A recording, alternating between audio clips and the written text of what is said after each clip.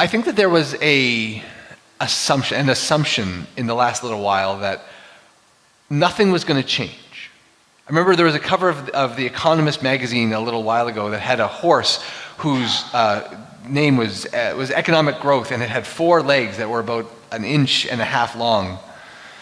And it was, this idea that economic growth was running on very, very short legs.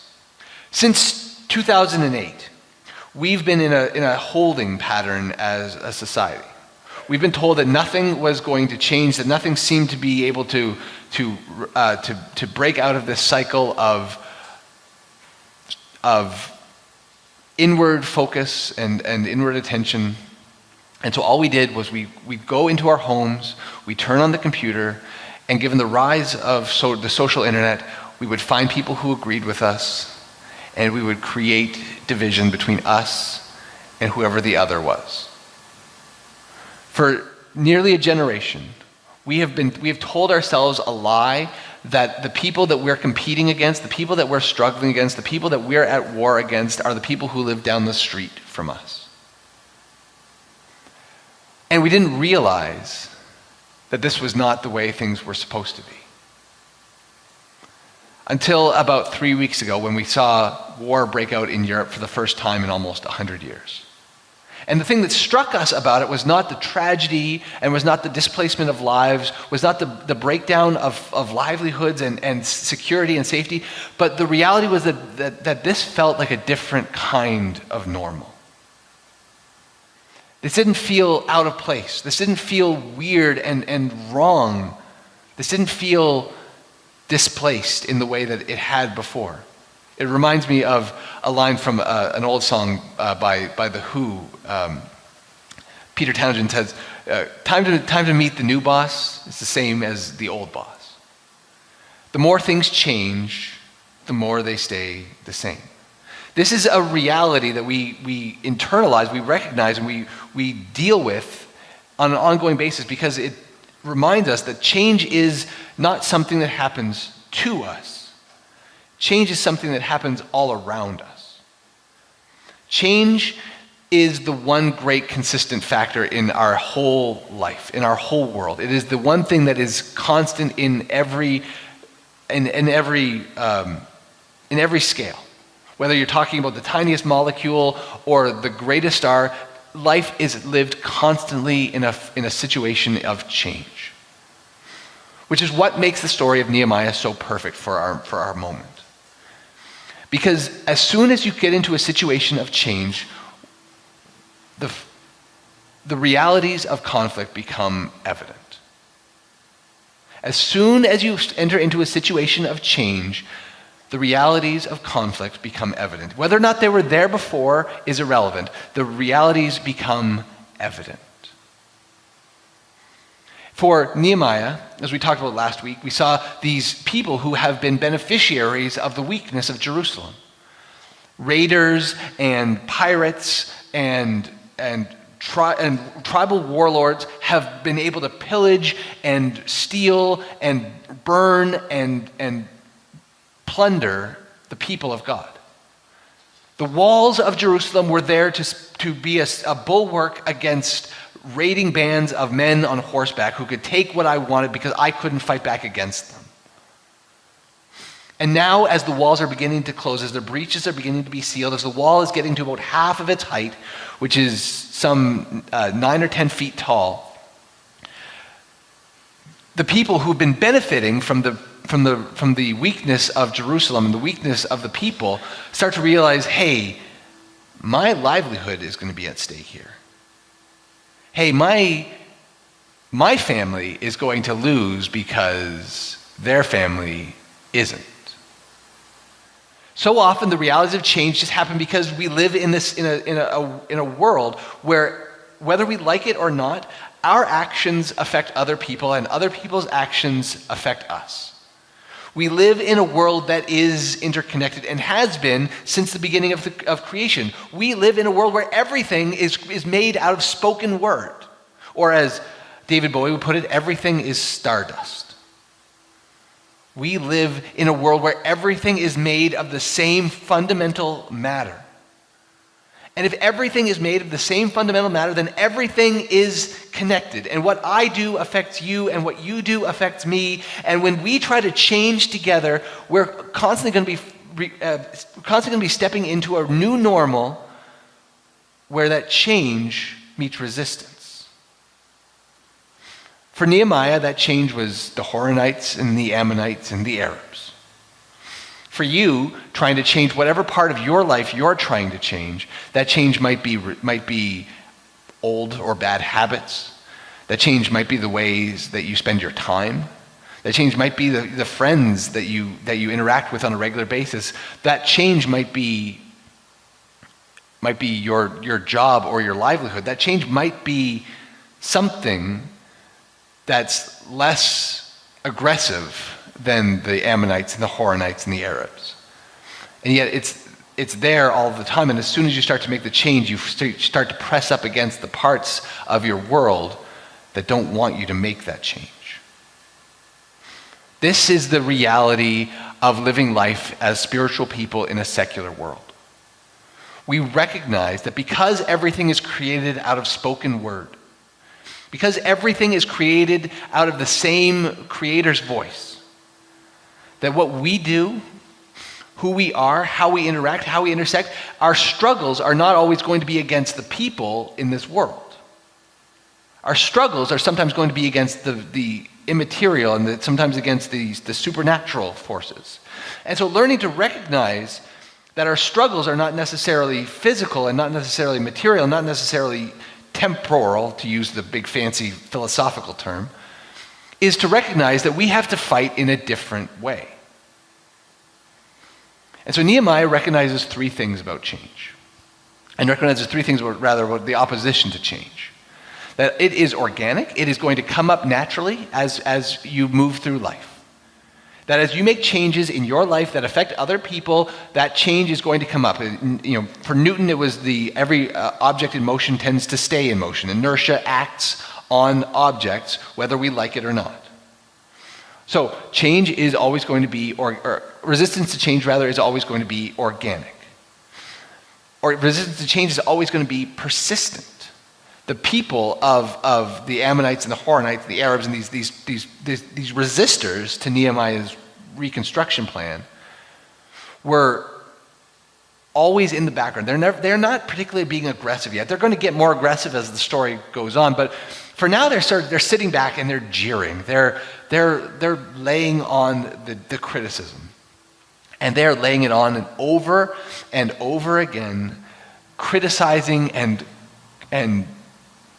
bad talking the work that's going on around them. Look how they kind of say it, like, a fox, one of these, the smallest animal that you can think of is going to go up on top of that wall and it's going to fall down. These guys don't know what they're doing. What are they going to do? Rebuild the whole wall themselves? Come on. And the reality of that organic, persistent criticism, that organic, persistent resistance, is that the people of God begin to wilter. The people of God begin to wilt and fade in the face of that. They begin to say, maybe we can't do this. They begin to believe that lie that's been told since the beginning of creation. That, maybe God doesn't really want to give me everything I'm going to need to be self-sufficient in my life. Maybe God doesn't really have my best interest in mind. They begin to believe this lie that's told in the subtext of the organic, persistent resistance. And they begin to give up. So Nehemiah has to learn quickly, on the job and on the spot, how to navigate and how to master and how to respond to the reality of opposition. Whatever area of your life you're trying to navigate change in, you have to learn the same lessons that Nehemiah learns. That you're not fighting against just physical resistance. That you are created out of spiritual stuff. And so you are going to have to learn how to fight against opposition the way Nehemiah does. We are going to have to learn how to fight against opposition the way Nehemiah does. So Nehemiah does three things. Nehemiah hears his people's complaints, and he does three things in response to it. He responds with story, he responds with flexibility, and he responds with community. The story is the most important step to responding to opposition, to the change you want to make in yourself. What story you are trying to tell, what story you are trying to participate in, what the narrative is that you're casting for your life matters more than you realize. Because you are telling a story with every moment you spend in your life, and every action you take is telling another story. And if those two things are not lined up, if those two things are not not incongruous, but if those two things are not parallel, if those two things are not aligned, then you're going to find yourself telling a fractured story. The realities of story, though, is that sometimes you need somebody that can come alongside of you and tell you that and remind you what that story is. Whether it's a coach or mentor, a counselor, a psychologist, a pastor, an elder, somebody who can come alongside you and remind you that we are part of a story where God is rebuilding the church in Niagara Falls, that God is not done with us, that we survived 2 years of being told that we couldn't gather, that we couldn't meet, that we couldn't worship, that what we did here didn't matter. And we rebuilt, and we're rebuilding, and we're coming back, and we're growing, we're learning to grow where we're planted, we're learning to embrace our exile and see God in the midst of it all. We need people to remind us that we are part of a living story, that our story is not done and dusted 2,000 years ago, but that the story begins on Pentecost and carries forward to now. For nearly 2,000 years, the church has been telling and living a story of redemption and mission in the world. Reminding our neighborhoods and our neighbors that God loves them with an everlasting love. That God has not abandoned the people of Niagara Falls, and God is not going to abandon the people of Niagara Falls. And God is already at work in the people of Niagara Falls, and our job is to go and meet him in that work.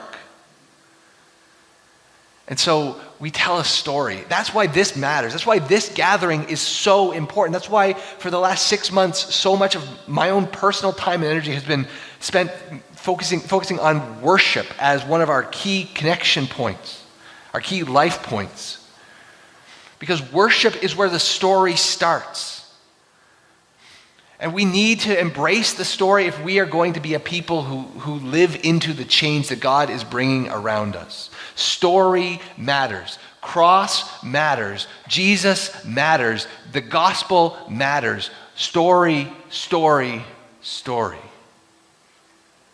And so Nehemiah reminds them, the people, of what story that they're living, that God has not started something that he's going to abandon, and God has not abandoned the people to this work. But the work is not the goal. This is something that is so often easy to forget for pastors, for leaders, for anybody who wants to navigate change. The change is not the goal. The goal is the goal. The change is how you get to the goal.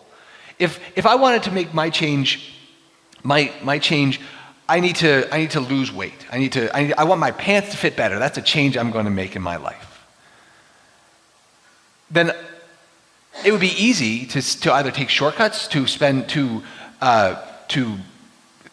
develop unhealthy thinking patterns about my weight and my exercise patterns and other things. But if I reframe that and say, I want my pants to fit better, but I want the change to be that I want to be a healthy individual, then suddenly the narrative shifts.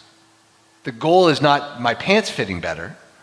The goal is I want to be a healthier, more complete human individual. And so recognizing that the goal is the goal, the change is not the goal, means that we have to approach our change with a level of flexibility that sometimes makes us uncomfortable. For Nehemiah, he thought, I have 56 days that I've been given by the king to go and be present in Jerusalem. I have to get this wall built to the height of about 20 to 25 feet, given by what we know from archaeology. And I've got to do that around the entire city of Jerusalem in 56 days. And so he takes 3 of those days to kind of scout the project and motivate the people, ride the elephant, all that stuff we talked about last week. And then he says, okay, I've got, he's a project manager. He's thinking through all of the steps he's got to do and how he's got a timeline that he needs to get this done by. And then all of a sudden, resistance starts to happen. And he realizes and recognizes that maybe this isn't going to be quite as fast as I wanted it to be. And so he begins to shift, to recognize that if God is the one truly doing this work, if God is the one truly enabling the rebuilding to happen, then somehow God has to make the timeline fit. Because it's a little bit like the old saying, trust in God, but lock your car. The work has to get done, and yet the people have to be able to do the work in safety and security. And so as the Ammonites and Horonites and Arabs begin to step up their resistance and turn it into kind of a more physical manifestation of aggressive behavior, which is really just a fancy way of saying that, they begin to recognize that they have to change the way they work. They can't just throw themselves 100% day and night into the work of rebuilding, because to do that would be to make themselves a vulnerable people in a different way. And so they change their work patterns. Half of them hold spears and swords and chainmail, armor. Half of them hold hammers and nails and saws. And then they switch. They work some, they build some. They defend some, they build some. And the work slows down. But efficiency is sometimes the enemy. Hurry is sometimes the enemy. John Mark Comer, in his book, The Ruthless Elimination of Hurry, argues that sometimes we are so focused on being efficient that we forget to be godly. And so when we take moments in our life to simply breathe, to remind ourselves that God is working this out for us, that we're not the strength that's going to accomplish this work, we find ourselves better able to actually carry on through the exhaustion. And finally, community. Nehemiah begins to remind the people that they are part of a family. Because it's easy when you hear when you hear persistent negative talk, when you hear persistent berating talk, to think that it is just getting heaped on you. And the reality of community is that we are so much stronger than the sum of our parts. This is what has made the church so able to be resistant to economics and wars and diseases, because it has always been a collection of people from across the world. It has never just been a religion of the rich or a religion of the poor. It has never just been a geographically centered religion. It has always been a religion where there are Jews and Gentiles and slaves and free and men and women and across age groups and throughout demographics. The reality of the church has been that we are stronger together than we could be even on our own. There is something mystical and supernatural and special at work in the gathering of the church, and that alone is what makes this worthwhile. That alone is what makes this good news. Because as I've said before, this does not happen anywhere else in our world. This kind of a gathering, with this many generations represented, with this many ethnicities represented, with this many political opinions represented, with this many ideas and thoughts and disagreements, this does not happen naturally. And if this does not happen naturally, this must be supernatural. And so we live in the reality that our community is the supernatural strength on which we rely. Our community, our togetherness, our accentness and our union for purpose and mission is what gives us the strength to keep building and keep changing and keep growing into the exile that God has brought us to. We are not alone in this, and the reminder that we are together on mission in this city is a reminder that God is at mission in this city. And so glory be to the Father and to the Son and to the Holy Spirit, for as it was in the beginning, is now, and ever shall be, world without end. Amen.